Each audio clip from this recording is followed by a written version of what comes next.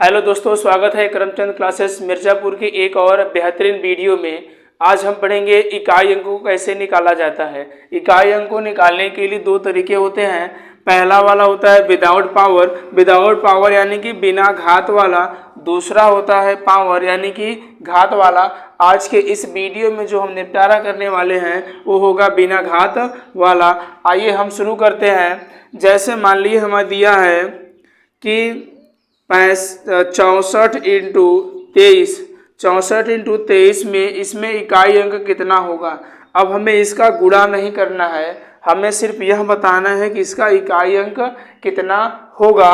तब सबसे आखिरी का इसमें से इकाई अंक क्या है, 4 है, और यहाँ पर इकाई अंक क्या है, 3 है। तो इन दोनों का आपस में गुणा कर दें। 4 तिहाई 12। अब 12 में इकाई अंक कौन सा है, 2 है दोस्तों। तो हमारा इकाई अंक क्या हो जाएगा, 2 हो जाएगा। यदि 64 में 23 से गुणा करने पर कुछ भी आएगा उससे हमसे मतलब नहीं है। हमें यहाँ पर सिर्फ और सिर्फ यह बताना था कि 64 और 23 में गुणा करने पर इकाई अंक क्या प्राप्त होगा। तो इकाई अंक क्या प्राप्त होगा दोस्तों, 2 प्राप्त होगा। आइए जैसे इस एक और हम ले लेते हैं। जैसे पर मान लेते हैं दिया है 63 इंटू 26। जब हम 63 में 26 का गुणा करते हैं तब क्या प्राप्त होता है। देखिए इसमें से इकाई अंक क्या है दोस्तों, 3 है, और इसमें से इकाई अंक क्या है, 6 है। अब हम 3 में 6 का गुणा कर देंगे तो क्या प्राप्त होगा, 3 छके 18। अब बताइए इसमें से इकाई अंक क्या है, 8 है। यानी कि जब हम 63 और 26 का आपस में गुणा करेंगे तब इसमें से जो इकाई अंक हमारा प्राप्त होगा वो कौन सा होगा, 8 होगा। 22, 24, 16, 18 में हमको इकाई अंक याद करना है। तो इकाई अंक याद करने के लिए अब क्या होगा, इसमें का इकाई अंक क्या है, 2 है, इसमें का इकाई अंक क्या है, 4 है, और इसमें का इकाई अंक 6 है, और इसमें का इकाई अंक क्या है, 8 है। तब 2 में 4 से गुणा कर दीजिए दोस्तों, तो 2 चौके 8 आ गया। अब जो मान हमारा आया इसी का गुणा कर देंगे इसमें, तो 8 छके 48। अब हमें 48 से इसमें नहीं गुणा करना है, अब हमको यह ध्यान देना है कि इसमें इकाई अंक कितना है। तो 48 में हमारा इकाई अंक क्या है, 8 है। अब हम इस 8 से इस 8 में फिर से मल्टीप्लाई कर दें यानी गुणा कर दें, तो 8 अठे 64 हो जाएगा दोस्तों। अब बताइए 64 में इकाई अंक कितना है, 4 है। तो हमारा जो इकाई अंक आ जाएगा वो कितना होगा, 4 होगा। यानी कि जब हम 22 में 24 से गुणा करेंगे, फिर जो मान हमारा आएगा उसका मान 16 से गुणा करेंगे, और फिर जो मान आएगा उसमें हम 18 से गुणा करेंगे, तब गुणा करने पर मान कुछ भी है उससे हमसे मतलब नहीं है। हमें बस यहाँ ध्यान देना है कि उसका इकाई अंक कितना होगा। तो इकाई अंक क्या आएगा दोस्तों, 4 आएगा। अब जैसे हम मानते हैं 3 डिजिट वाला ले लेते हैं, 3 अंक से।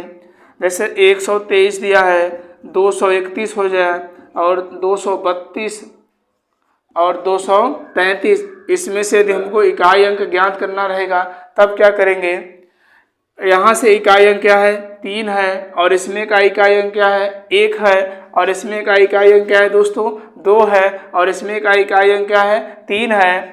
अब इसका गुणा यहाँ कर देंगे तो क्या हो जाएगा, 3 एकम 3। अब जो हमारे यहाँ गुणा करने पर आया मान, इसका गुणा उठा के यहाँ कर देंगे तो क्या हो जाएगा, 3 दूना 6। अब फिर इसी का गुणा कर देंगे यहाँ पर, तो हमारा दोस्तों क्या हो जाएगा, 6 तिरिक 18। अब 6 तिरिक 18 हमारा गुणा करने पर आ गया। अब 18 में इकाई अंक क्या है दोस्तों, 8 है। तो हम यहाँ पर क्या लिख देंगे, 8। यानी कि जब हम 123, 231, 232 और 233 का आपस में गुणा करते हैं तब हमारा जो इकाई अंक प्राप्त होगा वो कितना प्राप्त होगा, 8 प्राप्त होगा। अगला क्वेश्चन दोस्तों क्या है, कहा है 51 से लेकर के 59 तक गुणा करिए और हमको बताइए कि इकाई अंक क्या होगा। तब इसका क्या करेंगे, आइए देखते हैं। अब यहाँ पर हमें यह ध्यान देना होगा, 1 है, 2 है, 3 है, 4 है, फिर बीच में कुछ दिया ही नहीं है। तब इसका क्या होगा, इकाई अंक। तो इसका इकाई अंक दोस्तों क्या होगा, हम आपको बता रहे हैं, इसका इकाई अंक होगा 0 होगा। क्यों होगा, क्योंकि इन सब के बीच में एक हमारा 55 भी आता है। 55 में इकाई अंक क्या है, 5 है। 55 में इकाई अंक क्या है दोस्तों, 5 है। जैसे अब हम मानते हैं, अब आइए देखते हैं क्या होगा। 5 में यदि हम किसी भी सम संख्या से गुणा करते हैं, सम संख्या हमारी क्या होती है, 2 होगा, 4 होगा, 6 होगा, 8 होगा और एक और आएगा हमारा क्या, 0 भी आएगा। जब हम 5 से इसमें गुणा करेंगे तो क्या हो जाएगा, 10 हो जाएगा। जब 5 से हम 4 में गुणा करेंगे तो क्या आएगा, 20 आएगा। जब हम इसी 5 से 6 में गुणा करते हैं दोस्तों तब कितना आता है, 30 आता है। जब इसी 5 से 8 में करते हैं तब हमारा दोस्तों 40 आएगा। और जब इसी 5 से 0 में करेंगे तो क्या आएगा, 0 आएगा। तब इकाई अंक क्या आया दोस्तों, इन सब में 0 आ गया। और यदि इसी 5 में हम किसी विषम संख्या से गुणा करते हैं तब कितना आएगा, देखिए 5 में हम किसी विषम संख्या से गुणा करते हैं। विषम संख्या क्या है, 1 है, 3 है, फिर आता है दोस्तों 5 है, 7 है और 9 है। इसी प्रकार से ढेर सारे आएंगे संख्याएं। तब देखिए इन सब के जब आपस में हम गुणा करते हैं तो क्या होगा, यदि इसमें 11 भी ले लेते हैं, उसको भी ट्राई कर लेते हैं एक बार हम। देखिए 5 से विषम संख्या में कर रहे हैं, 5 से 1 में करेंगे तो क्या होगा, 5 होगा। और 5 से 3 में करेंगे तो क्या होगा दोस्तों, 15 होगा। और फिर 5 से हम 5 में करते हैं तो 25 आता है। और इसी 5 से 7 में करते हैं तो दोस्तों 35 आता है। इसी 5 से 9 में करते हैं दोस्तों तो क्या आएगा, 45 आएगा। और इसी 5 से 11 में करते हैं तो क्या आता है दोस्तों, 55 आता है। अब यदि हमें यह पता चल गया कि 5 से यदि हम सम संख्या में गुणा करेंगे तब हमारी इकाई अंक क्या होगी, 0 होगी। और इसी 5 से किसी विषम संख्या में गुणा करेंगे तब इकाई अंक क्या होगा दोस्तों, सिर्फ 5 आएगा, 5 के अलावा कुछ नहीं आएगा।